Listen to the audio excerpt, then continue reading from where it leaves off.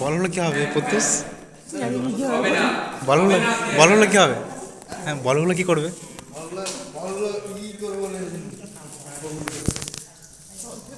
আর তোমার পাঠ মুখস্থ হয়েছে তো? পাঠ মুখস্থ হয়ে গেছে তো? দেখার প্র্যাকটিস করা তাহলে দেখে একটু।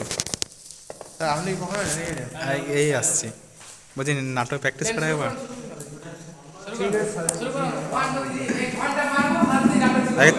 আগে তোমাদের ওখানে গেছিলাম কুম্ভস্থল,